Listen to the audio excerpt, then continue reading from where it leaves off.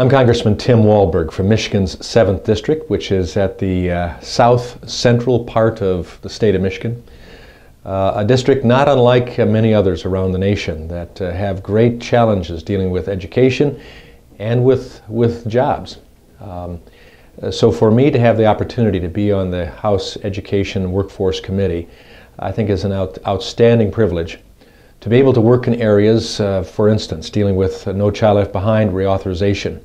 a well-intended piece of legislation that tried to spur on quality education, but I think in doing so, the way it was done, it took away opportunities for teachers really to have the creativity and flexibility to teach, to meet the needs of their classroom. And so now as we work on the reauthorization of No Child Left Behind, ESEA, we have I think the clear and positive opportunity to put more flexibility into the system, to give more local control for our teachers, and to break up a large piece of legislation into smaller component parts to better fit our needs. In my position as chairman of the Subcommittee on Workforce Protections, dealing with things like OSHA, with MSHA, mine safety issues, with prevailing wage, Davis-Bacon, Family Medical Leave Act, FSLA, Employee Fair Labor Standards Act. Those type of things allows me to look at really what we need to produce jobs. It's not a tax committee, it's not a spending committee, but we deal with regulations, and regulations are dearly hurting our ability to produce jobs in this country right now.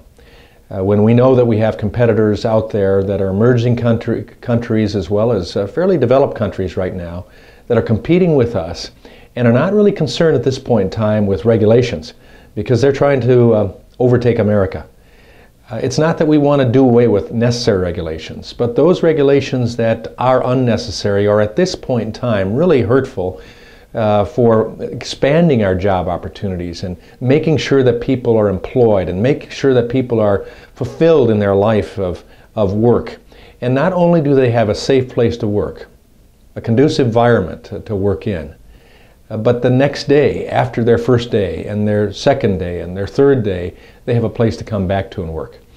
That's the creative tension we have, and on our committee and our subcommittee, we're attempting to deal with that. And so it's a real privilege and an opportunity to step forward and say, let's educate, let's employ, let's make safe, but let's also make opportunity for jobs in the future. So I'm delighted to serve on the committee and to have a great leadership team that I work with, as well as members of the committee.